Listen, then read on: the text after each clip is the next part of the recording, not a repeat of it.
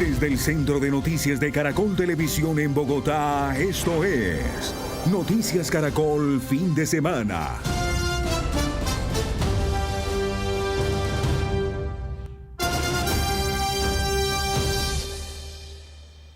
Bienvenidos a la emisión del mediodía del fin de semana de Noticias Caracol. Primero la gente. En las últimas horas se conocieron nuevos detalles del asesinato del empresario caleño Hernando Uribe, crimen por el que fue detenido y posteriormente dejado en libertad su hermano Juan Carlos Uribe.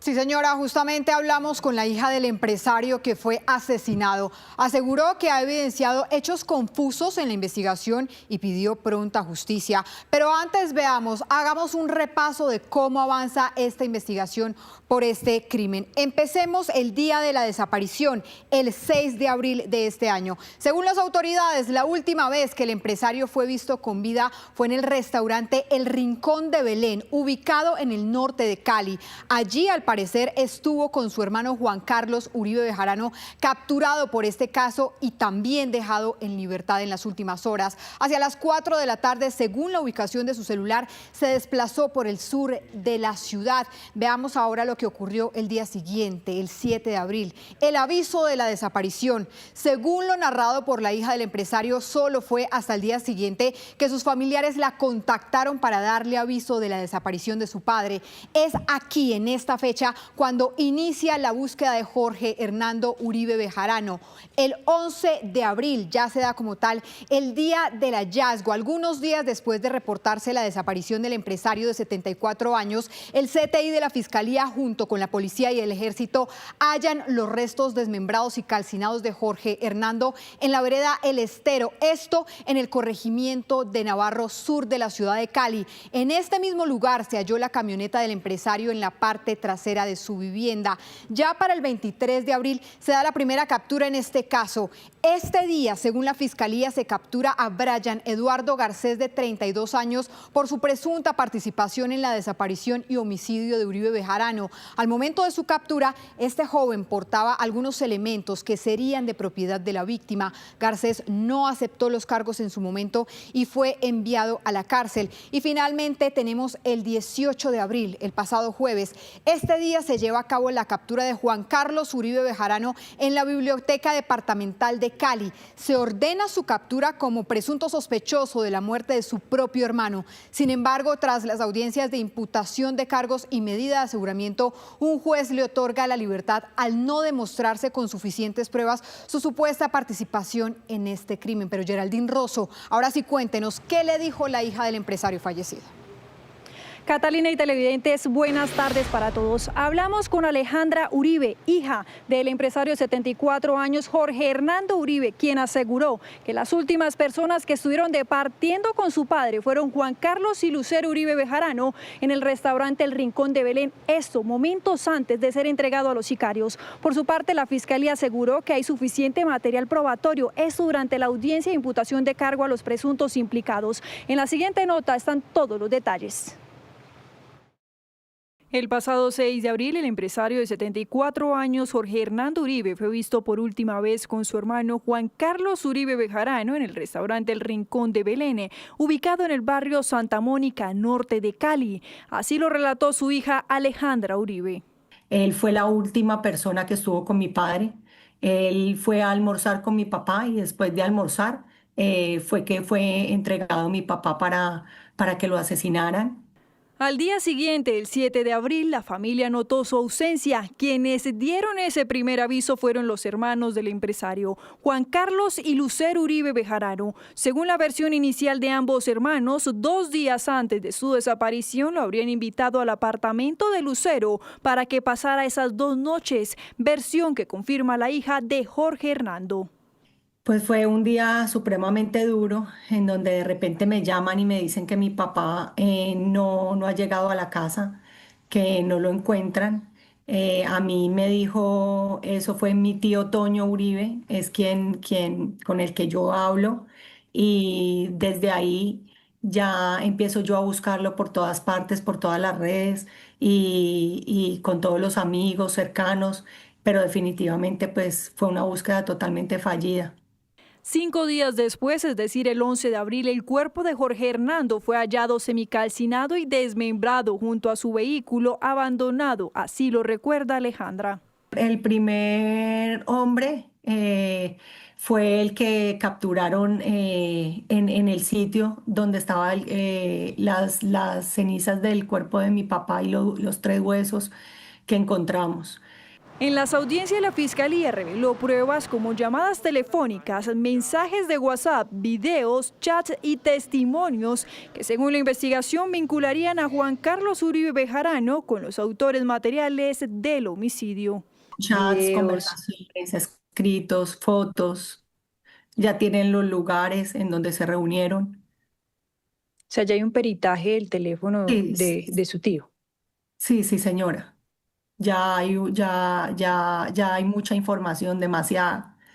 Es exceso, o sea, eso da para totalmente para judicializarlo. Por esta razón, Juan Carlos Uribe Bejarano es capturado y judicializado por los delitos de desaparición forzada y homicidio agravado. Sin embargo, a pesar de las pruebas reveladas por la Fiscalía, un juez de función de control de garantías de Cali lo dejó en libertad al considerar que varias de esas pruebas no lo vincularían directamente con el homicidio. El caso también vinculó a Moisés Betancourt Zamora, identificado como uno de los sicarios y capturado en Cartagena. No obstante, en el procedimiento fue detenido por error su hermano mellizo, lo que para la familia de Jorge Hernando es un hecho confuso. No, es Moisés el que iban a traer, pero desgraciadamente tenía un mellizo y exactamente igual de pies a cabeza, y por eso es que la juez da la orden de sacarlo. Y tenía toda la razón, se falló, no sabíamos que tenía un mellizo exactamente igual. 4 meses después de ese asesinato y con solo una persona detenida, la hija del empresario pide celeridad en la investigación. A la juez que está llevando el caso en este momento, lo único que le pido es de que tenga piedad. Yo solo pido justicia, yo solo pido que salga la verdad. Por su parte, Juan Carlos Uribe Bejarano no aceptó los cargos imputados por la Fiscalía y se declaró inocente. Sin embargo, a pesar de que quedó en libertad, este hombre continuará vinculado a la investigación. Sigue pendiente en este caso la apelación de la Fiscalía frente a la decisión del juez de dejar en libertad a Juan Carlos Uribe, pese a que había sido imputado por los delitos de desaparición forzada y homicidio agravado. Continuaremos al tanto. Sí, señora Geraldine, gracias por su reporte. De otro lado, en el Huila fueron liberados los militares que permanecían secuestrados en zona rural del municipio de La Plata. Por más de 30 horas, 2 pelotones estuvieron retenidos por la comunidad. Esta zonada hace parte de las 38 que se han registrado este año en el país. Paula Belalcázar, ¿qué detalles se conocen? Y cuéntenos también dónde se encuentran los militares liberados. Alejandra, buenas tardes. Los 64 militares a esta hora se encuentran desplegados en la vereda de Gallego, lugar al que llegaron caminando desde el centro poblado de Belén, luego que fueran obligados por las comunidades a permanecer quietos. Con estas son 5 las azonadas que se presentan en el departamento del Huila y la segunda en menos de un mes. Es por eso que el ejército designó a estos 2 pelotones para fortalecer la seguridad de este corredor estratégico del narcotráfico, para intentar frenar la injerencia de los grupos armados. De acuerdo con el ministro de Defensa, las comunidades instrumentalizadas siguen órdenes de 2 cabecillas de las disidencias, de Iván Mordisco, alias Popoche, y alias Pinzas, quienes los mantienen bajo amenazas constantes. Alias Popoche se ofrece hasta 100 millones de recompensa por información de su paradero. Los 64 militares que estuvieron secuestrados por más de 500 personas en la vereda Los Sauces, en La Plata, Huila, fueron liberados. Ahí se encontraba otro pelotón, una unidad militar más, asegurando este eje vial, y a partir de ese momento la comunidad empieza a retornar a sus lugares de origen. Alias Popoche es uno de los cabecillas de las disidencias de Mordisco en el Huila y en el Cauca, y estaría detrás no solo de esta última azonada, sino de las amenazas e intimidaciones a las comunidades. Este criminal hace parte de la facción de Mordisco. Él tenía injerencia en el departamento del Cauca, en la estructura Dagoberto Ramos. Y esta estructura es la estructura pivote de todo lo que pasa en la cordillera central del departamento del Huila. Los dos pelotones se movieron desde el centro poblado de Belén. Salieron por la vereda Arrayán hacia la zona rural de la vereda de Gallego, lugar donde pudieron irse minutos después que la gente se dispersara. Estos militares, obligados a seguir órdenes de las comunidades, fueron trasladados en camionetas y otros, caminando entre la gente, llegaron hasta el centro urbano, donde permanecieron más de 30 horas. Acorralados entre la multitud y las motos, no podían moverse. El ejército dice que dentro de las comunidades había criminales infiltrados. Se les nota a ellos el cansancio, la frustración de que los estén constriñendo. Pero a medida que cae la tarde-noche, donde se incrementa el flujo de las personas, ya hay un escalamiento o una presión superior sobre los soldados, y esto es posiblemente presencia de estos criminales en medio de la comunidad. La misión de estos dos pelotones en medio del despliegue militar es fortalecer las operaciones en un corredor estratégico del narcotráfico entre el departamento de El Huila y el Cauca, una zona cooptada por la presencia de las disidencias bajo el mando de Iván Mordisco. La estructura Hernando González Acosta, instrumentalizando a la gente de 12 veredas, tiene un único propósito: sacar al ejército de la zona para poder tener control absoluto del tráfico de drogas. La Organización de Naciones Unidas en Colombia pidió con urgencia medidas inmediatas para garantizar los derechos humanos de las comunidades que viven bajo el yugo de la instrumentalización y las amenazas de los grupos armados. Por otro lado, en la Macarena Meta se registró otra asonada, esta vez para evitar la captura de un cabecilla de las disidencias de las extintas FARC. Se trata de Oliver Lozano Serna, el coordinador logístico de la estructura Ever Castro del bloque Jorge Suárez Briceño. El hombre escapó de las autoridades con ayuda de los campesinos que se identificaron con chalecos de la Guardia Ambiental. El cabecilla, con un prontuario criminal de más de 12 años, está libre como consecuencia de una asonada hacia la fuerza pública. Los campesinos además obligaron al ejército a abandonar la zona.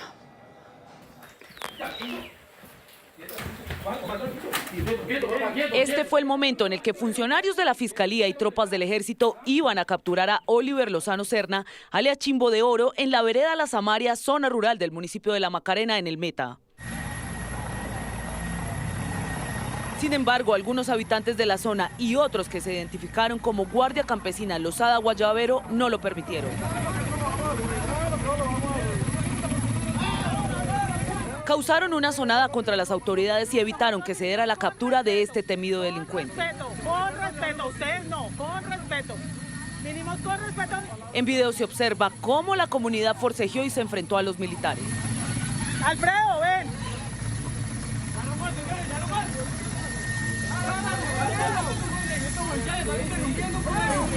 También a los funcionarios de la Fiscalía.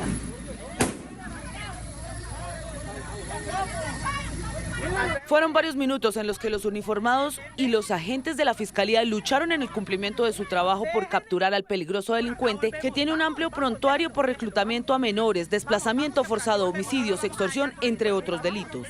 La autoridad está en ese sitio para materializar esas órdenes de captura y cumplir con nuestra función constitucional.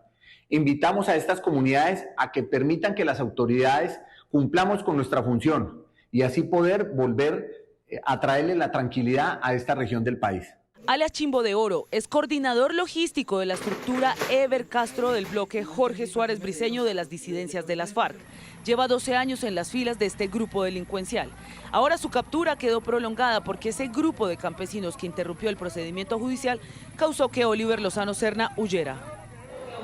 El ministro de Defensa calificó esta asonada como un hecho de máxima gravedad y añadió que con estas son 38 asonadas registradas durante todo el año en el país.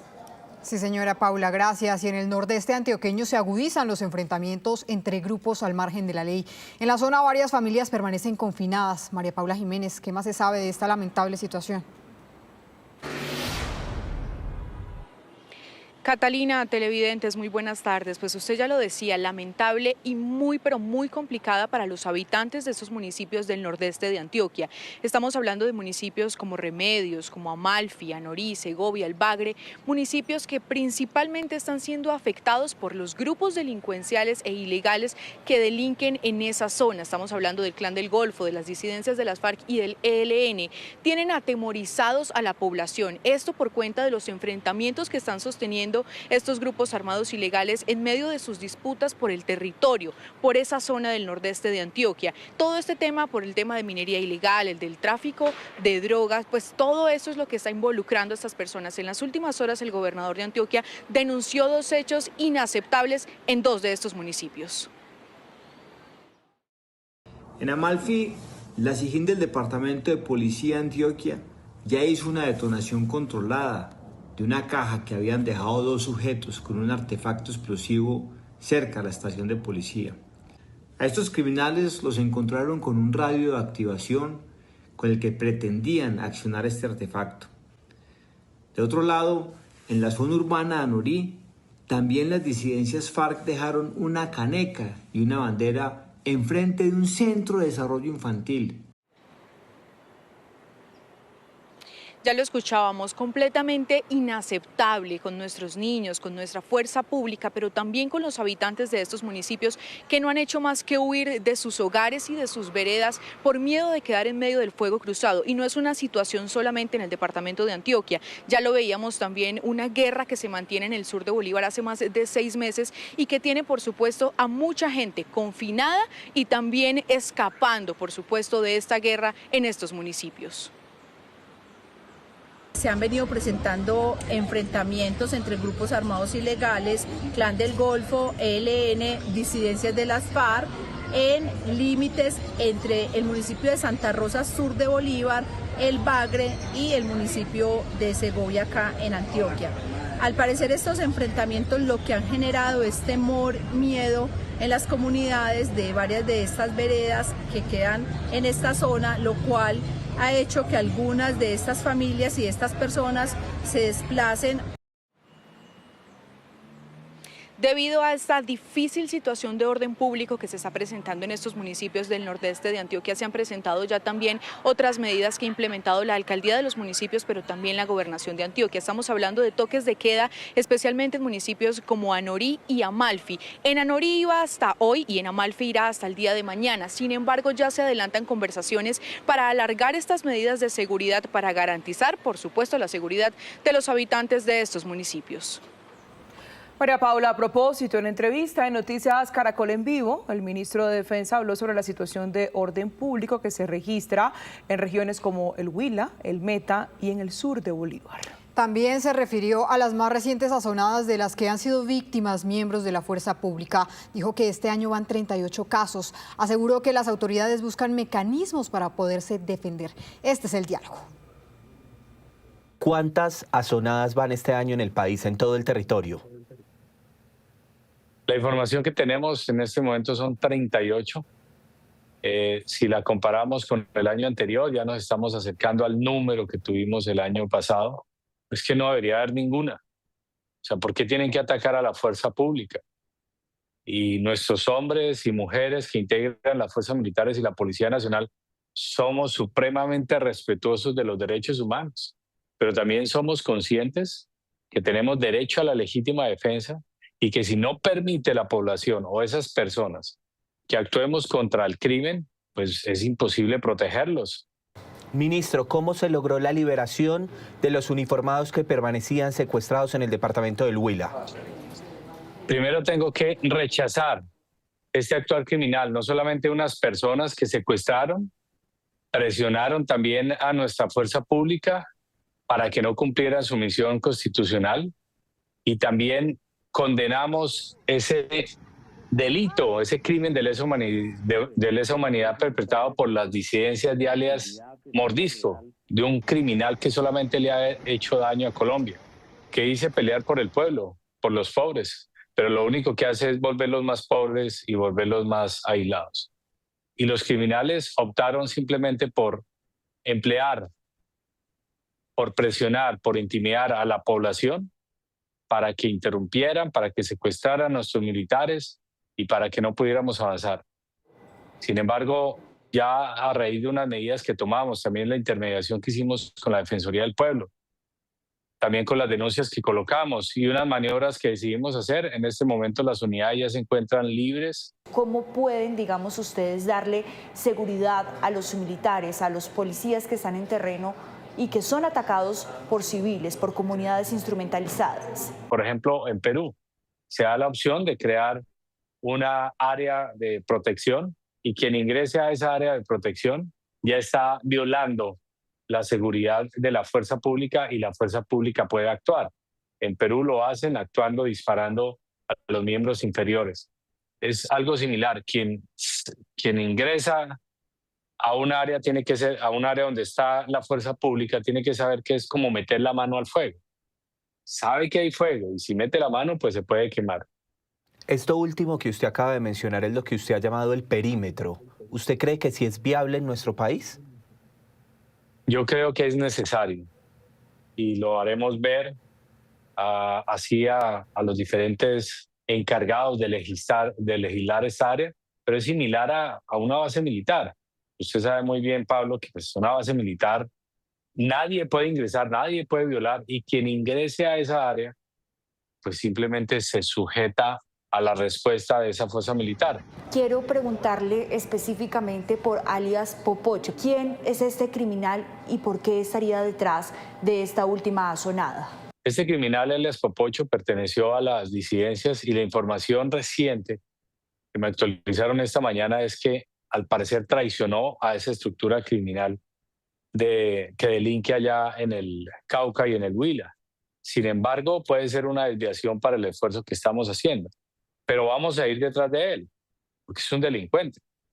Pero por otro lado tenemos la información de alias Pinzas, que es el cabecilla principal de esa estructura criminal que delinque allá. Detrás de Pinzas también estamos, y aquí la recompensa la amplío en el sentido de que hasta 100 millones de pesos por información que nos permita identificar, individualizar y llevar a la justicia a quienes han promovido este ataque sistémico. Otra asonada que pues sucedió también el día de ayer fue en el Meta, cuando el ejército estaba capturando también a un cabecilla, un coordinador logístico de las disidencias, alias Chimbo de Oro, y ustedes precisamente con la fiscalía hacen todo el proceso, incluso inician el proceso judicial cuando le empiezan a leer los derechos y minutos después llegan las comunidades y esposado se lo llevan. ¿Qué información tiene de eso? Primero, es un delito que cometieron estas personas al interrumpir un acto judicial y aquí dejaron en libertad o promovieron que se escapara esta persona para que cometa otros crímenes. Si esos crímenes llegan a ocurrir, estas personas que cometieron este delito son de alguna manera coautoras con ello. Ministro, tengo dos dudas frente a lo del Meta. ¿Este criminal en este momento está libre? Este criminal escapó. Sí, las personas que cometieron ese delito impidieron la captura y prácticamente le permitieron que saliera, se volara. ¿Y quiénes son estas personas, ministro? ¿Qué tan grave es esto que pasó allí en el Meta? Es supremamente gravísimo. Eso es inaceptable que esas personas estén atacando a la fuerza pública y fuera de eso interrumpiendo una misión y promoviendo que se vuele este bandido. Es supremamente delicado esto que cometieron acá estos criminales. Y vuelvo, insisto, y vuelvo y lo repito, si ese criminal comete un delito, estas personas son partícipes o le dieron el apoyo para que siguiera delinquiendo. 12 del día, 57 minutos. Rodrigo Londoño, quien era conocido como Timochenko, el último comandante de las extintas FARC, habló con Colombia Más 20 del Espectador sobre las primeras sanciones propias que emitió esta semana la Jurisdicción Especial para la Paz. Juan Pablo Contreras nos tiene los detalles de lo dicho por Rodrigo Londoño. Juan Pablo. Mire, Alejandra, Rodrigo Londoño dijo que sintió sentimientos encontrados cuando recibió la primera decisión que tomó esta semana la JEP. Él dice que ha pasado mucho tiempo desde que se inició esta investigación, pero que los 7 comparecientes ante la JEP del último secretariado de las FARC están dispuestos a cumplirle a las víctimas. Dice que ni 8 años ni 50 años serán suficientes para reparar todo este dolor causado durante los años del conflicto. Recordemos que esta primera sanción propia se dicta en el macrocaso 01, que estudia los casos de secuestro, más de 21.000 personas que sufrieron de este flagelo durante los años del conflicto armado. Escuchemos lo que dijo Timochenko. Uno no encuentra a veces palabras para explicarlo, no para justificarlo, porque no hay nada que justifique lo que se hizo en esto. Eso es relativo. Yo les digo, ¿habrá reparado 8 años de cárcel? Nosotros asumimos la máxima responsabilidad. Yo creo que ni 8, ni 10, ni 15, ni 20, ni 50 años. ¿Es irreparable? Mire, en entrevista con Colombia Más 20 también se refirió a las peticiones o los reclamos que han hecho las víctimas por estos crímenes de guerra y por estos crímenes de lesa humanidad cometidos durante los años de la guerra. Él dice que respeta las posiciones de las víctimas, pero que este es un momento tanto para ellos, para cumplir estas sanciones, y para el país, para unirse en un estado de reconciliación para sacar adelante el acuerdo de paz. Escuchemos lo que dijo. Uno lo entiende, yo lo entiendo perfectamente y mis respetos por las víctimas, por todas. Yo respeto todas las opiniones. Lo que sí yo hago un llamado es a que no busquemos inculcar odio. Yo creo que el dolor no se va a quitar. Las heridas van a estar ahí siempre presentes en las víctimas. Nunca van a olvidar los sufrimientos tan grandes que se sufrieron fruto del conflicto. Pero yo creo que tenemos que pasar la página y comenzar a interactuar para construir una Colombia en medio de la diversidad. Mire, recordemos que los 7 comparecientes ante la JEP y miembros del último secretariado de las FARC fueron sancionados esta semana por la JEP con 4 proyectos restaurativos. El primero de ellos es la búsqueda de personas dadas por desaparecidas, el segundo es un proyecto de memoria, el tercero es un proyecto de reconstrucción de la naturaleza y el tercero es un proyecto de desminado humanitario en el que los comparecientes deberán ayudar en las zonas donde minaron durante el conflicto armado.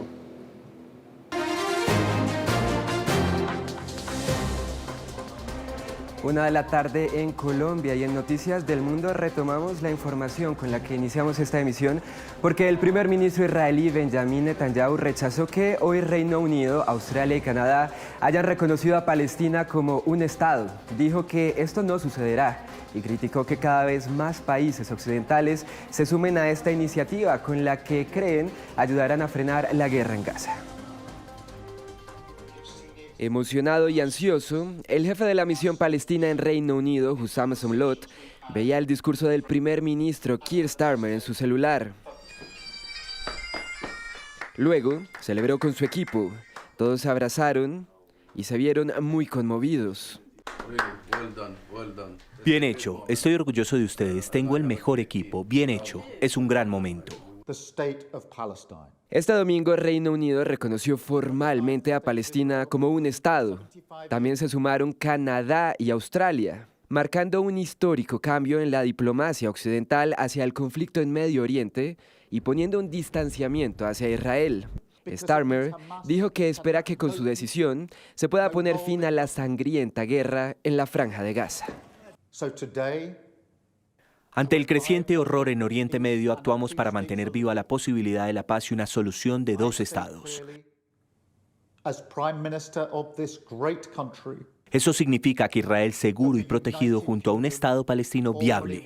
Por el momento no tenemos ninguno de los dos. La gente común israelí y palestina merece vivir en paz para intentar reconstruir sus vidas libres de violencia y sufrimiento. Diversos políticos del mundo y organizaciones internacionales creen que la única solución para acabar la guerra es el reconocimiento de 2 estados, el de Israel y el de Palestina, aunque este último genera gran división en la comunidad internacional. Con los más recientes reconocimientos, ya son 150 los países que aceptan que Palestina es un Estado soberano con derechos plenos, entre ellos Colombia, que lo hizo en agosto del 2018 durante el gobierno de Juan Manuel Santos. Se espera que durante los próximos días Portugal, Francia, Luxemburgo y otros 7 países hagan lo mismo, aunque Estados Unidos se niega a sumarse a este acto simbólico. El primer ministro israelí no tardó en reaccionar y le dijo a los líderes occidentales que no habrá un Estado palestino. Tengo un mensaje claro para aquellos líderes que reconocen un Estado palestino tras la horrible masacre del 7 de octubre. Están dando una enorme recompensa al terrorismo y tengo otro mensaje para ustedes. Eso no sucederá. No se establecerá un Estado palestino al oeste del río Jordán. Y mientras se producen estos movimientos diplomáticos, la barbarie en Gaza continúa. Israel avanza con su incursión terrestre que tan solo hoy deja más de 50 muertos, caos y desesperación. Y precisamente sobre la guerra en Gaza, el Papa León XIV desde el Vaticano lamentó una vez más la falta de acuerdos para lograr un cese al fuego y le envió un mensaje a todos los que trabajan por ayudar con la deteriorada situación humanitaria del enclave.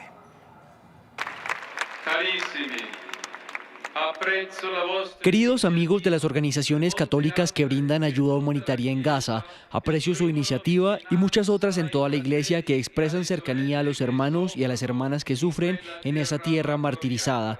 Con ustedes y con los pastores de la iglesia de Tierra Santa, repito, no hay futuro basado en la violencia, el exilio forzado ni la venganza. Y en Estados Unidos, un tiroteo en el estado de New Hampshire se saldó con una persona muerta y varias más heridas, según reportaron las autoridades. Un hombre abrió fuego en un restaurante club. Testigos aseguraron que asistían a una boda cuando empezaron a escuchar los disparos. La policía tiene bajo custodia a una persona sospechosa y confirmó que en la escena solamente hubo un atacante. Y también en Estados Unidos todo está listo para el funeral de Charlie Kirk, el activista político que fue asesinado durante un acto público hace 11 días en la Universidad de Utah. Las honras fúnebres se llevarán a cabo en el estadio de Glendale, en el estado de Arizona. Desde muy temprano, cientos de personas empezaron a llegar al lugar, en el cual se espera una asistencia masiva. Las autoridades han tomado múltiples medidas de seguridad y se espera que en minutos llegue el presidente Donald Trump, quien envió un mensaje antes de salir de Washington. Para lo joven que era, hizo un gran trabajo. Hizo un trabajo tremendo y atrajo a la juventud porque lo querían, lo respetaban. Y ya sabes, si nos remontamos 10 años atrás, esas universidades eran lugares peligrosos para los conservadores y ahora están de moda. Están muy de moda, igual que este país.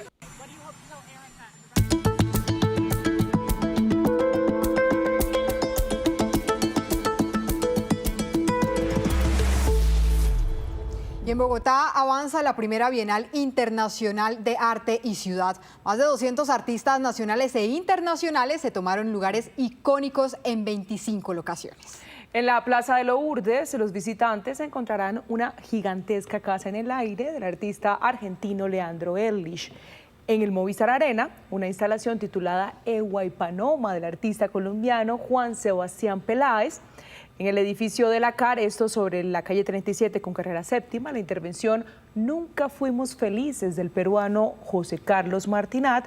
Y en el Palacio de San Francisco, una rica programación para apreciar el arte desde distintas miradas. Precisamente vamos con Valentina Espinosa, quien se encuentra allí en el Palacio de San Francisco, con más información acerca de esta fiesta de las artes en Bogotá. Valentina, adelante. Hola a todos, muy buenas tardes. A esta hora los saludo desde el Palacio San Francisco, como pueden ver, disfrutando de todas las instalaciones que nos ofrece esta Bienal Internacional de Arte 2025. En este recorrido nos acompaña Adriana González, gerente de la Bienal. Bienvenida, qué placer tenerla con nosotros hoy. Quisiera que nos cuente un poco, por favor, de este balance que se vivió el día de ayer en la inauguración. Valentina, muchas gracias y muchas gracias a todos los que nos están viendo hoy, porque hemos sentido el afecto y el interés de toda la ciudadanía de Bogotá, que nos ha acompañado de una manera entusiasta desde las primeras horas de la mañana en la avenida Jiménez, donde tenemos todavía una instalación en el río San Francisco, o lo que es la emulación del río San Francisco en el eje ambiental, una nutridísima asistencia en todas las sedes de la Bienal. Aquí en el Palacio San Francisco llegamos a casi 4.000 personas que pasaron durante todo el día, y anoche tuvimos 2 grandes funciones llenas completamente en la Plaza Cultural La Santa María, lo que nos muestra pues que Bogotá está ávida de cultura, ávida de conocer y de ver arte y curiosa de saber de qué se trata esta Bienal. Los invitamos a todos a seguir viniendo, hay mucho más por descubrir. Claro que sí, Adriana, muchísimas gracias, y ahora yo los invito a que conozcan todos los detalles de la inauguración, el show inmersivo La Casa Común, que dio inicio a estas 7 semanas de arte y cultura. Veamos.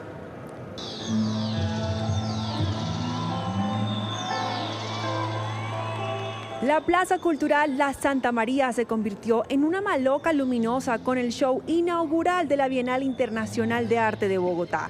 Una experiencia inmersiva titulada La Casa Común le rindió homenaje a nuestras ciudades y a toda Iberoamérica. El espectáculo contó con la participación especial del invitado de honor, Ciudad de México, y artistas como Saba y Ghetto Sound System hicieron vibrar cada rincón con su música. Bogotá me tiene enamorada, y en el tema del arte me parece precioso lo que pueden expresar, el juego de luces, la música, hermoso. En la arena de la plaza se presentó la instalación Latido de la Tierra, una obra de la artista mexicana Amaranta Almaraz y el colectivo NUC. A través de la música, la cultura y el arte se representó el eje central de esta primera versión, ensayos sobre la felicidad. Me pareció muy importante, ya que creo que a veces por el afán de la ciudad se nos olvida pues hallar esa felicidad. A veces nos quejamos mucho de Bogotá, yo principalmente, de los tráficos, del ruido, del exceso de información que tenemos todo el tiempo, y creo que estos espacios son una manera de tener un momento de respiro y de volver a conectar con la ciudad y con la gente. La propuesta de la Alcaldía y la Secretaría de Cultura, pensada para vivir el arte de forma cercana, innovadora y familiar, se reflejó ayer en el performance de inauguración. Espacios como este dan esperanza y marcan el camino para el futuro cultural del país. Me parece esperanzador, me parece lindo que el centro de todo esto que está pasando sea la felicidad. Hoy nuevamente desde las 6 de la tarde las personas podrán disfrutar del show hasta agotar el aforo y de manera gratuita. Muy bien, y les cuento que Alberto Casas Santamaría, periodista, exministro de Cultura y amante del arte, recibió el premio Mambo a la filantropía en las artes, un homenaje dedicado a una vida entera a la cultura, que es su más grande pasión. Entre pinturas y lienzos del Museo de Arte Moderno de Bogotá se vistió de gala para celebrar a un hombre que ha vivido la cultura como una religión. Alberto Casas Santamaría recibió el premio Mambo a la filantropía en las artes, el homenaje que él mismo define como el más importante de su vida. La cultura nos une, mientras todo lo demás nos divide, la cultura debería ser el Ministerio de la Paz, y eso es lo que me parece más importante. Esa idea de la cultura como refugio viene de su infancia en la Candelaria, entre iglesias, palacios y libros, donde descubrió que el arte es una forma de vida. Y con un padre que me llevaba al Colón, a la biblioteca Luis Ángel Arango, a las iglesias, y por tanto tengo un origen desde mis primeros años de estar con la cultura. Desde aquel niño curioso, el camino lo llevó a convertirse en uno de los grandes promotores del arte en el país. En los años 70 impulsó el Salón Atenas, vitrina para una generación de artistas que hoy son referencia del arte colombiano. Y en el caso de Alberto, como en todos, ¿qué buscamos? Buscamos que sea el reconocimiento a una vida, pero que la persona esté presente. Es muy lindo agradecer a tiempo. Y quien más lo conoce es su esposa. Lo describe como un hombre de muchos mundos, el periodista, humanista y el amante del arte. El hombre de letras, el intelectual, el humanista y también el que ama el arte, ¿no? Y él lo descubrió muy joven y siguió esa pasión y creo que lo acompaña hasta hoy. Alberto Casas ha tenido una vida que se ha movido entre cargos de poder como ministro de Cultura y embajador de Colombia en diferentes países, pero para él nada ha sido tan constante como el arte. Lo define como una pasión de la memoria y el futuro. Muchas felicidades para Alberto. Y como les comentaba al inicio, la Bienal Internacional de Arte tendrá un recorrido por toda la capital colombiana. 30 espacios harán parte de este maravilloso encuentro. Edificios patrimoniales, plazas, parques, bibliotecas, museos y mucho más.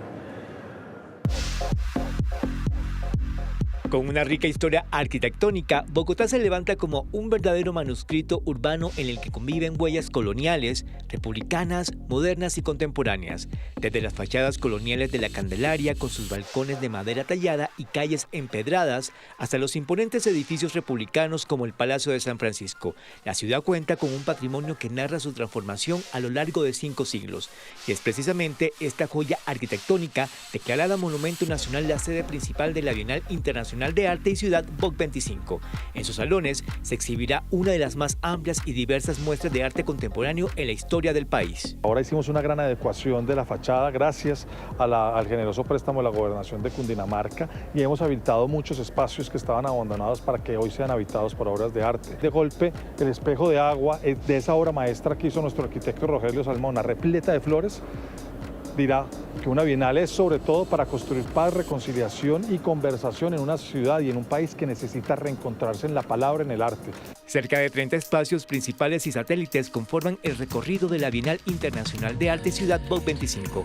Uno de los que también se destaca es la Plaza Cultural La Santa María, donde se presentará el espectáculo inmersivo La Casa Común, un montaje concebido como un teatro lumínico y sensorial que le dará vida a este renovado lugar, con una gran maloca urbana en la que convergerán distintas expresiones artísticas, una puesta en escena traída desde México. También la Casa Común es Iberoamérica, en donde compartimos unas lenguas, donde compartimos una historia común, porque vienen más de 22 países, los 22 países de Iberoamérica, a acompañar esta Bienal a través del encuentro de culturas y ciudades en Iberoamérica.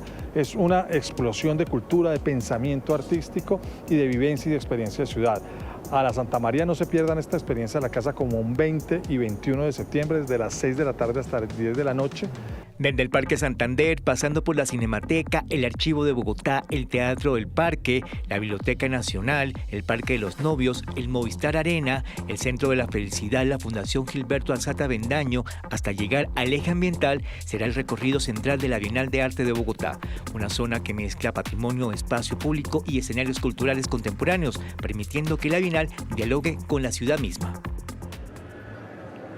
Y el concepto de la felicidad se toma a las calles de Bogotá en el marco de la Bienal Internacional de Arte de Bogotá. Una propuesta que además hoy tiene una jornada académica en la Universidad Jorge Tadeo Lozano. En esta edición de la Bienal Internacional de Arte y Ciudad, la ciudad misma es la obra. El eje ambiental, con su historia de río, avenida y sendero peatonal, se convierte en escenario central para reflexionar sobre cómo los habitantes viven y buscan la felicidad en medio de la vida urbana. Entonces queremos que el arte, no solamente la gente vaya a ver el arte, sino que el arte salga a encontrarse con las personas en el espacio público. La Bienal plantea 7 miradas, desde el ocio y el juego colectivo, todo con un mismo punto de partida, la felicidad como un tema social y político que atraviesa la ciudad. La Bienal quiere insertarse en la ciudad y frenar un poco este frenesí que existe en la población y pedirles, por favor, deme un minuto, deme 30 segundos, deme 3 minutos. A ver, ¿qué le parece esto? ¿Qué significa esto para usted? Pare. Más de 100 artistas nacionales e internacionales participan en esta reflexión, que también recupera trabajos históricos de Beatriz González y Alfredo Yar sobre la felicidad y sus tensiones, temas que se ampliarán en la programación académica en la Universidad Jorge Tadeo Lozano. El tema de esta búsqueda de la felicidad está desarrollado de maneras muy diferentes y el público podrá entender esas diferentes formas de aproximarse al concepto de la felicidad en las diferentes sedes. Cada una desarrolla un subtema. La Bienal Internacional de Arte y Ciudad incluye intervenciones en el Archivo de Bogotá y recorridos en varias localidades, todo con acceso gratuito para invitar a recorrer la ciudad como un museo abierto y repensar qué significa la felicidad en la vida cotidiana de Bogotá. Bueno, y por acá yo continúo disfrutando del arte y la cultura acá en la capital colombiana. Nos vemos en un rato en Show Caracol. Alejandra y Catalina, por favor, continúen con más información. Espectacular el punto exacto en el que se encuentra Valentina en ese momento. Ya vamos a regresar con usted, Valen, con más noticias del entretenimiento. Por lo pronto vamos con información positiva y les tenemos la historia de Guaira, una cóndor andino que nació tras un delicado proceso de incubación en el Parque Jaime Duque. Expertos en fauna silvestre celebran, dicen que este procedimiento es un símbolo de esperanza para esta especie en peligro de extinción. Ella es Guaira, la cóndor andino que nació en el Parque Jaime Duque luego de un delicado proceso de incubación. Guaira, cuyo nombre en lengua quechua significa reina del viento, hoy representa la esperanza para una especie en vía de extinción. Retiras el huevo de los padres, lo llevas con mucho cuidado para proteger todas las estructuras internas a una máquina que básicamente lo que regula es la humedad y la temperatura y también la rotación. Recordemos que las aves mueven sus huevitos en diferentes horas del día. Guaira llegó al mundo con ayuda de un proceso artificial. Aunque la fecundación fue natural, la tecnología fue clave para proteger cada minuto de su vida en el huevo. La pareja no ha demostrado buena capacidad de incubación natural y por eso implementamos toda la tecnología para poder llegar a este nacimiento. Durante más de 72 horas, los especialistas siguieron de cerca cada movimiento, cada pequeño esfuerzo del polluelo para romper el cascarón. El nacimiento de Guaira representa una victoria para la conservación de esta especie, debido a que en Colombia solo existen cerca de 250 cóndores en vida silvestre. El cóndor andino es una especie emblema de toda nuestra cordillera de los Andes y lamentablemente se encuentra en estado vulnerable y para Colombia en peligro crítico de extinción, porque no se calcula que quedan entre 150 y 250 cóndores silvestres libres y pues esto es una cifra realmente baja. Guaira permanece bajo el acompañamiento de expertos en fauna silvestre, quienes son los encargados de monitorear su desarrollo en estos primeros días de vida y prepararla para que cuando crezca pueda incorporarse al ecosistema adecuado en el Parque Jaime Duque. Noticia en desarrollo en Noticias Caracol. En la vía al llano comenzó a implementarse un nuevo plan de movilidad. Esto luego de las protestas que ayer impidieron el paso de centenares de viajeros. Daniel Ortiz, ¿cómo está funcionando este plan y qué recomendaciones le están haciendo a los conductores? Buena tarde. Alejandra Isabel, buenas tardes. Este plan de movilidad está funcionando de la siguiente manera. Durante 4 horas están habilitando el paso para los vehículos particulares de servicio público, también los de transporte de carga pesada, para que pasen entre Villavicencio y Bogotá. En ese sentido, durante 4 horas. Posteriormente los cierran y habilitan el paso durante 2 horas en el sentido Bogotá-Villavicencio. Todo esto para permitir el tránsito de todas las personas que han quedado represadas en esta importante calzada que comunica al departamento de Cundinamarca con el departamento del Meta. Por ejemplo, en ese momento y a partir de la 1 de la tarde empezaron a habilitar este paso para quienes vienen desde la ciudad de Bogotá y van con destino al departamento del Meta. Ellos podrán hacerlo hasta las 3 de la tarde. Sin embargo, como ustedes pueden evidenciar, es un tránsito muy lento porque la zona que han habilitado, esa vía que han habilitado precisamente para poder transitar, solo permite la conducción de un vehículo 1 a 1 y eso entonces genera más retrasos en materia de movilidad. Pero hay que decir que este es un plan que fue concertado con las autoridades, fue también concertado con los camioneros para evitar protestas como las que se registraron ayer en Guayabetal, en el sector del Naranjal y en Llano Lindo, y todo esto pues para evitar mayores dificultades. Estuvimos conversando durante toda esta jornada con los conductores, con los viajeros y precisamente eso fue lo que nos contaron. Bueno, ya lo hemos sufrido 2 veces, primero pues subiendo y ahorita bajando ya. Esperamos a que avance un poquito más la situación porque es caótica. ¿Qué es más viable para todos? Así como quedó. Pues porque es que la cargamenta se demora más subiendo, que es más tiempo subiendo y bajando más poquito, que bajando rinde más. No, pues complicado porque para uno viajar toca esperar bastante. Claro que aquí llevamos más o menos unos 40 minutos. Esperando y vamos para Yopal. Siempre va a ser difícil poder llegar hasta el destino.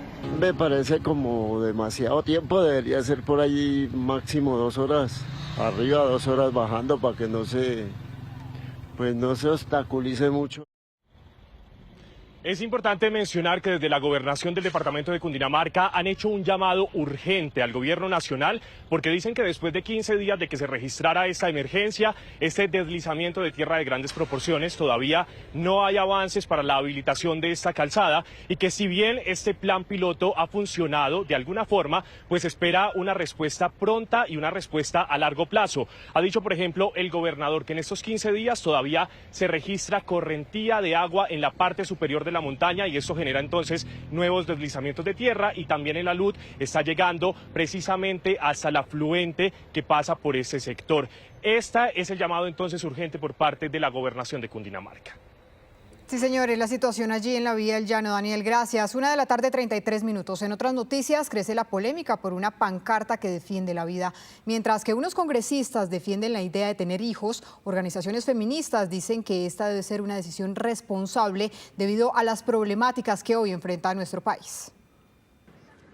Esta valla que apareció esta semana en el Congreso de la República ha causado polémica entre defensores de la vida y otros movimientos. Yo fui de los que puse ese cartel ahí, uno de los que lo puso.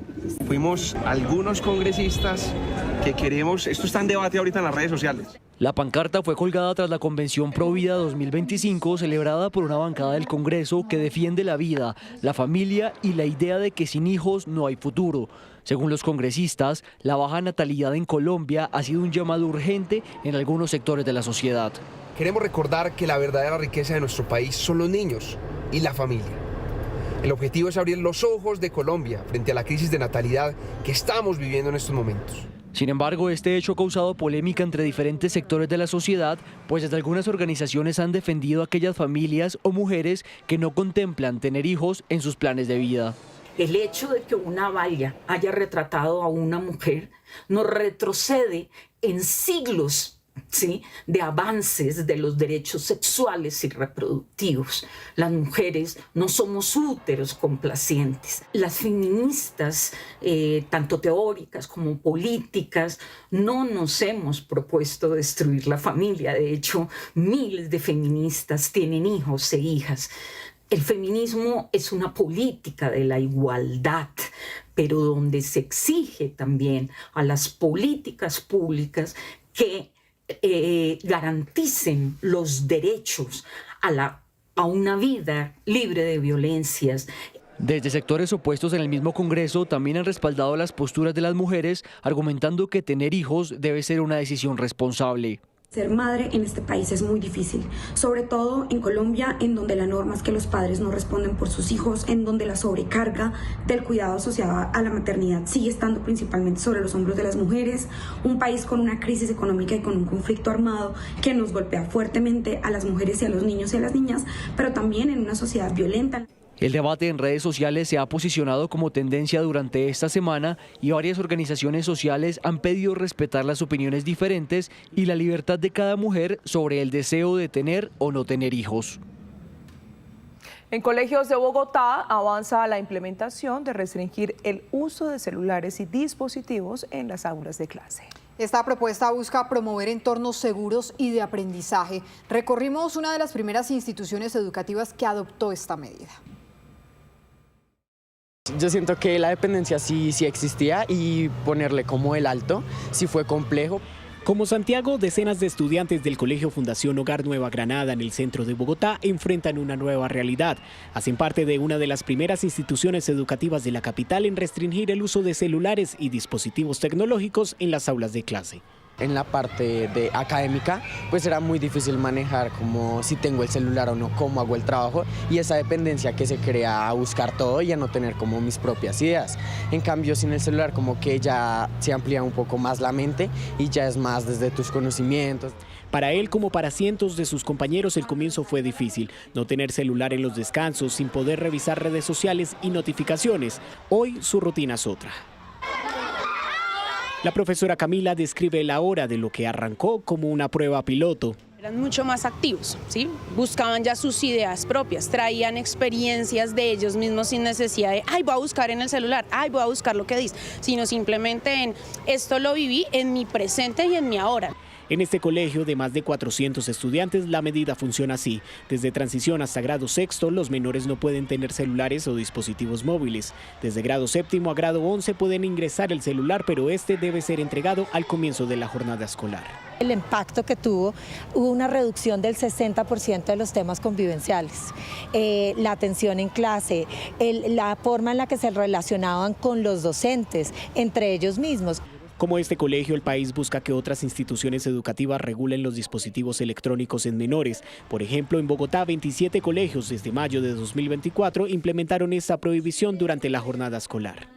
Según la Comisión de Regulación de Comunicaciones, el 61% de niños, niñas y adolescentes entre 6 y 17 años en Colombia tiene un celular propio y el 64% de estos estarían consumiendo contenido en forma solitaria. Ante este panorama de altísimo uso de dispositivos electrónicos en menores, Red Papás lanzó una guía para el uso de estas herramientas en colegios. El objetivo, avanzar hacia la construcción de entornos digitales protectores en el país. Es una guía que le permita a las instituciones educativas construir sus propias normas. Sí creemos que es muy importante que las instituciones educativas tengan unas normas de uso de dispositivos. Normas que apunten a frenar el impacto negativo y las consecuencias del uso excesivo de las pantallas. Ese uso excesivo hace que los niños dejen de dormir.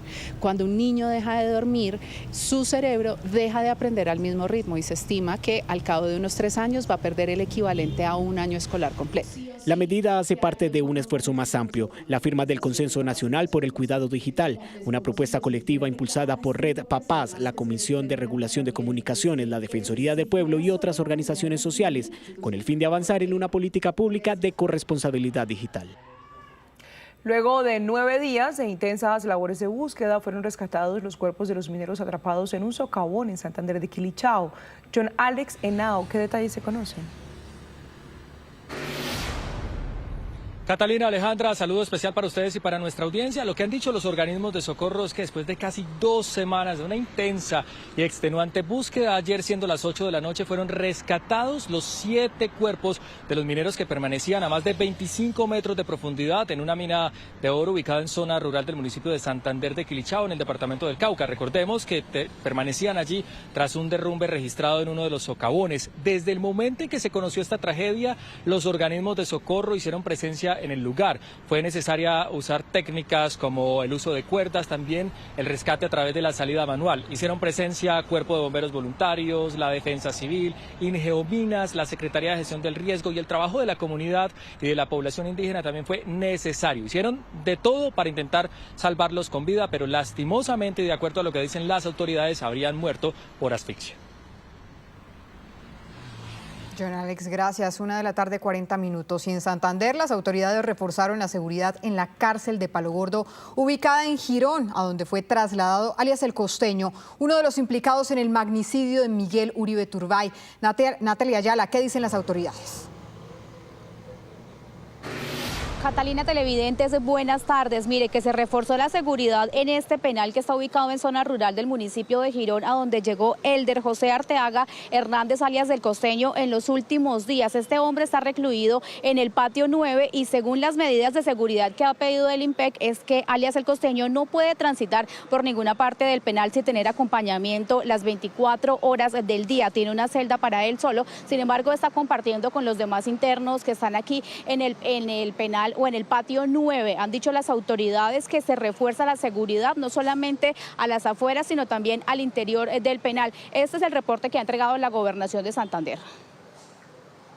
Una decisión de orden nacional desde los centros penitenciarios nacionales se recibe el traslado de este sujeto y que ya se encuentra en el centro penitenciario de Girón. Trabajamos por articular los mecanismos de seguridad y convivencia ciudadana porque todo esto impacta en el territorio santanderiano y especialmente en el área metropolitana, en el municipio de Girón, y para mantener y garantizar la seguridad en territorio santanderiano.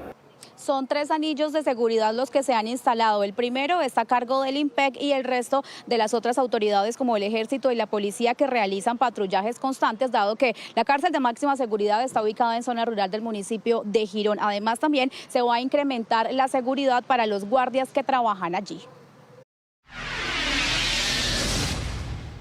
En Estados Unidos circula una propuesta legislativa que, de recibir luz verde, podría ampliar el alcance de las operaciones contra las drogas. Pese a que la iniciativa aún está sobre la mesa, ya genera controversias. En manos de la Casa Blanca y el Capitolio está un proyecto de ley que podría autorizar al gobierno Trump para ampliar el alcance de sus operaciones militares contra el narcotráfico. Daría un poder mayor contra los carteles de droga que Washington considere terroristas, según fuentes a las que aludió The New York Times. Por eso las acciones eventuales de las fuerzas militares de Estados Unidos podrían generar disputas, ya no solo políticas, sino también jurídicas. De acuerdo con el borrador, la propuesta de guerra también abarca naciones que, a su juicio, hayan albergado o ayudado a los carteles. ¿Pero cuál sería la diferencia con operaciones que ya adelanta Estados Unidos? Incluye una posibilidad para que ese despliegue se pueda hacer incluso sin la autorización del Estado en donde se realizaría, algo que puede entrar en controversia directa con el derecho internacional. Entre tanto, la Casa Blanca confirmó esta semana el 4º ataque contra una embarcación. Para expertos, otro punto en discusión es el consentimiento de un tercer país para el desarrollo de operaciones. Si eso llegase a suceder, tiene que ser con acuerdo de la nación donde se vaya a ejecutar la acción. En medio de las crecientes hostilidades entre Washington y Caracas, el gobierno de Nicolás Maduro ha desarrollado jornadas de entrenamiento militar para civiles, y este fue su llamado a los campesinos. Estén preparados para tomar las armas y defender la República Bolivariana de Venezuela. Maduro insiste en que Donald Trump gesta una estrategia para un cambio de régimen en el vecino país. Lo último en Noticias Caracol. Mucha atención, porque se conoció la carta que le envió Nicolás Maduro a Donald Trump en medio de las tensiones por el despliegue militar de Estados Unidos en el Mar Caribe. Andrés, ¿qué dice la comunicación y cuándo fue enviada? ¿Qué tal, Catalina? Muy buenas tardes. Sí, pues mire, tuvimos acceso a esta comunicación que tiene como fecha el 4 de septiembre y fue firmada en Caracas, Venezuela. La carta está escrita en inglés e inicia diciendo, abro comillas, respetado presidente Donald Trump. Luego, Maduro se dirige de forma respetuosa y en un tono conciliador le expresó al presidente de los Estados Unidos su intención de abrir un canal de diálogo por medio del enviado especial de Estados Unidos a Venezuela. Esto en medio de todas las tensiones que hay. Este enviado es Richard Grenell y lo que Maduro dice es que busca dialogar sobre los temas que hoy por hoy los tienen en máxima tensión. El líder chavista aseguró que la desinformación y las noticias falsas han deteriorado sus relaciones. Además, Maduro también rechazó que Estados Unidos lo responsabiliza de liderar carteles criminales y aseguró que tan solo el 5% de las drogas producidas en Colombia salen desde las costas de su país. Por el momento no se sabe si Trump recibió dicha carta y tampoco hay comentarios al respecto desde Washington. Esta es una noticia en desarrollo. Sí, señor Andrés, gracias por su reporte. En otras noticias del mundo, la operación en los aeropuertos de Europa se recupera tras el ciberataque que afectó por varias horas los sistemas de registro de pasajeros, provocando cancelaciones y retrasos masivos.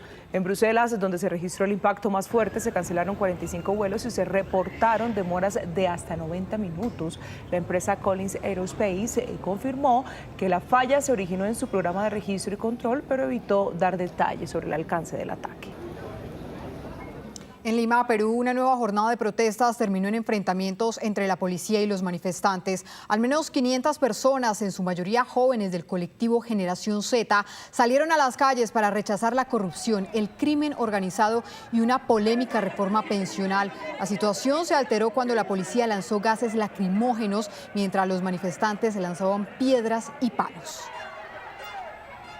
2:19, volvemos al país. El gobierno nacional ratificó esta semana su decisión de no regresar a la erradicación forzada tras un anuncio sobre el posible regreso de la aspersión aérea. Sin embargo, analistas advierten que este sistema no es viable.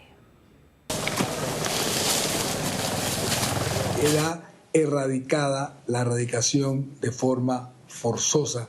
Con estas palabras, el ministro del Interior Armando Benedetti ratificó la orden del Gobierno Nacional para detener la erradicación forzada en el país y dejar la puerta abierta para que el Ejecutivo siga adelante con su plan de erradicación voluntaria que ha tenido como principal bandera vincular a los campesinos en el intento de eliminar los cultivos ilícitos. Sin embargo, analistas advierten que los resultados de esa estrategia no son suficientes. La sustitución voluntaria no tiene una cuantificación histórica de cuántas hectáreas se han sustituido. Hay registros de familias inscritas en los programas que reciben subsidios, pero no hay un estudio a fondo de cuántas familias que sustituyeron se mantienen con nuevos cultivos. Sin embargo, sostienen que Colombia no solo ha tenido dificultades en la lucha contra la erradicación voluntaria, sino que métodos como la aspersión aérea o la erradicación manual también han dejado rezagos. Décadas de erradicación forzada, aérea, terrestre, manual, pues han demostrado que es una estrategia que realmente no es viable.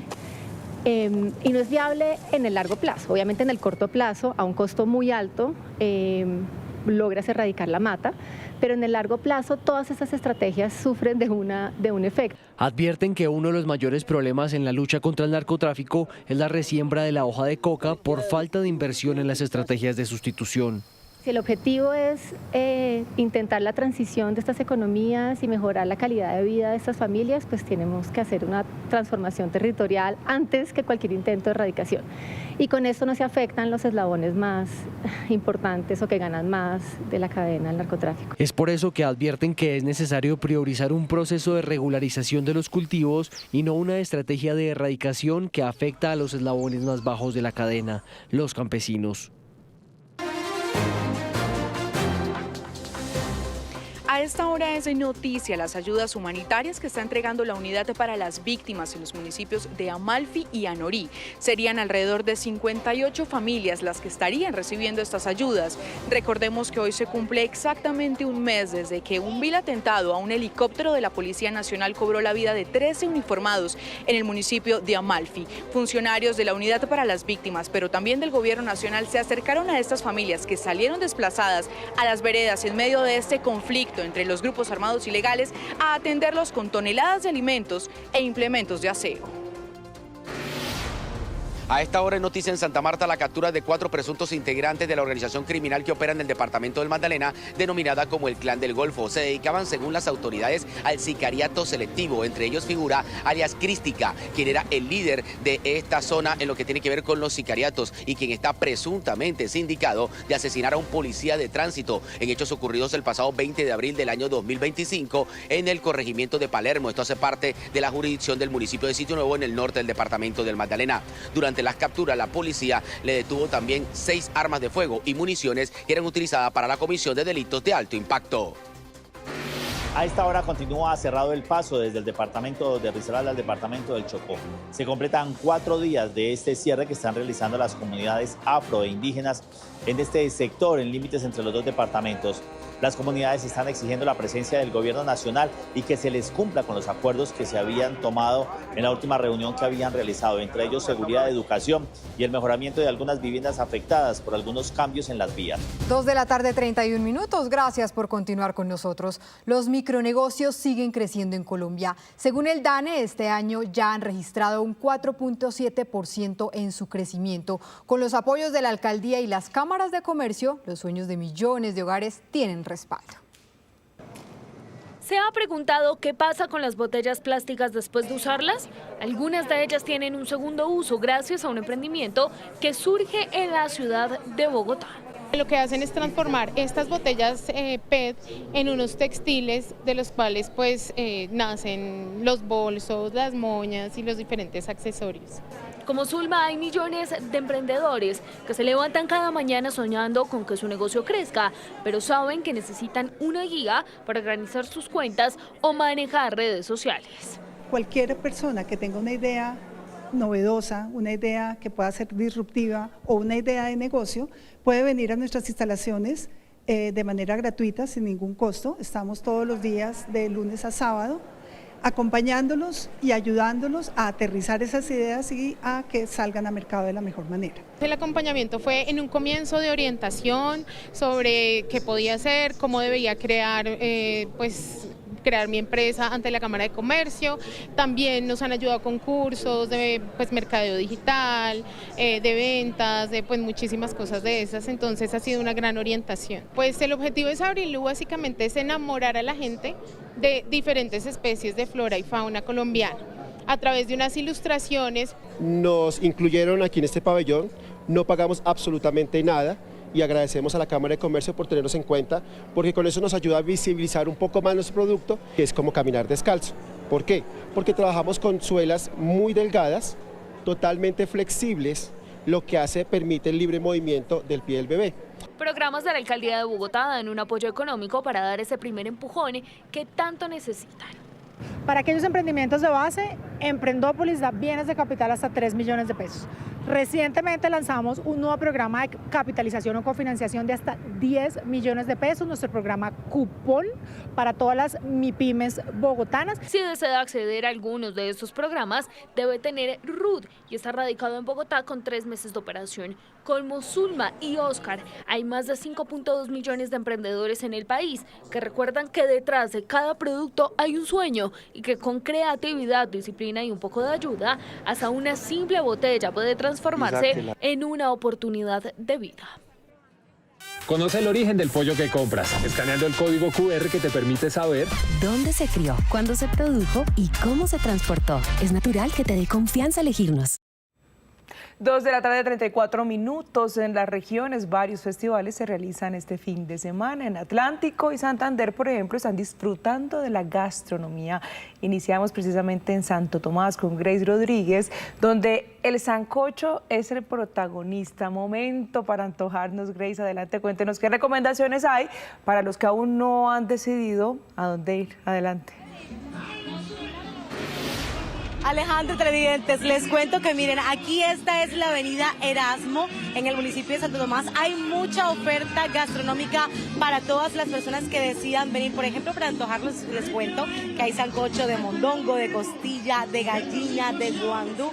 Y eso se ha transformado en todo un bulevar gastronómico. Muchas personas ya llegaron desde muy temprano porque a esta hora ya se está acabando el sancochito, pero todavía hay oferta para los que aún no han venido por acá. Este evento, hay que decir que no solamente impacta de manera positiva la economía de sus matronas y sus negocios, sino también a los otros negocios como los comerciantes del mercado que venden las verduras, las legumbres, esos que se utilizan sobre todo en estas recetas típicas de la región.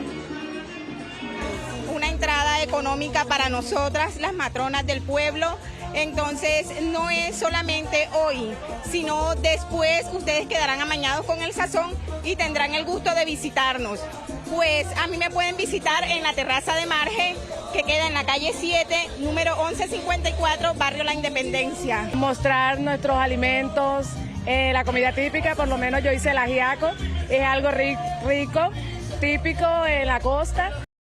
Bueno, antojados sí quedamos, y en Melgar, Tolima, encontramos la historia de una familia que con material reciclado hizo posible el sueño de tener vivienda propia. La casa se convierte en atractivo turístico para el municipio y promueve el cuidado con el medio ambiente. Todo comienza en un pequeño terreno, en donde Yolanda y sus 5 hijos decidieron construir su hogar soñado. Pero su elaboración tiene un proyecto diferente, y es que la casa fue hecha con botellas y tapas plásticas, con madera reciclada y, por supuesto, con la guía de maestros de construcción. Y venía la gente y me decía que cómo iba a construir una casa así, que yo estaba loca, que es que cómo iba con material, como con basura, no lo veían como material, sino como basura. Y que eso me la tumbaban de una patada, que no la hiciera así, que hiciera una casa de verdad y después hacía esto. Para este proyecto de vivienda, cada integrante de la familia tenía una tarea específica. Tengo 5 hijos, empezamos llenando las botellas y encarrándolas. Y ya después, pues para el pegue, yo le preguntaba a maestros, amigos, que cómo era la mezcla. Sus vecinos no estaban convencidos de que iban a poder armar una vivienda para que la familia Pérez viviera. Porque ella no ha tenido los suficientes recursos como para decir, mire, yo saco de allí acá. No, ella ha sido con mucho esfuerzo que ha logrado hacer esta casa tan bonita. Es un ejemplo para todos mientras que nosotros botamos la basura, ella la recicló y hizo su bonita casa. El concepto ecológico y de conservación del medio ambiente resalta esta casa que se convierte en atractivo para quienes visitan el barrio Galán en Melgar, Tolima. Ella está aprovechando para hacer algo tan bonito como la casa y además le está dando un mensaje muy positivo de que debemos de cuidar el planeta y nuestro medio ambiente. Doña Yolanda es ejemplo para los habitantes del municipio. Su meta es que su casa se convierta en un museo. Esta vivienda fue elaborada con 70.000 botellas y 23.000 tapas, además de la madera. Síganos en vivo, en Noticias Caracol en vivo, en nuestra app, en el sitio web, en nuestro canal de YouTube y en TikTok. Nosotros le damos las noticias, usted escoge la pantalla. 2:58, momento para ver qué tendremos esta tarde. Noticias Caracol en vivo, nuestra señal digital. Pablo Arango. Alejandra, ¿qué tal? Muy buenas tardes. Estaremos hablando esta tarde en Noticias Caracol en vivo de orden público. Tendremos la entrevista completa en este espacio. En Noticias Caracol tuvimos un abrebocas de la entrevista completa que tendremos esta tarde del ministro de Defensa, el general en retiro, Pedro Sánchez, que habló de seguridad en el país, de las sazonadas que se vienen presentando en el territorio nacional. Van 38. En segundos revisamos esta entrevista completa. También estaremos hablando de noticias internacionales. Reino Unido, Canadá, Australia reconocen al Estado palestino, pero también Portugal. Es el más reciente reconocimiento, así que en segundos el análisis. Y finalmente, Noticias Caracol en vivo no se queda por fuera de la Bienal Internacional en Bogotá 2025. Por supuesto que tendremos reporte en vivo. Los esperamos esta tarde. Somos Noticias Caracol en vivo. Sí, señor Pablo, muy conectados, gracias. 2:59 p.m. Y para el cierre, miren esta historia. La educación ambiental que ahora tienen los pescadores de playas como Salguero en Santa Marta permitió que 2 hermosos delfines regresaran a su hábitat natural.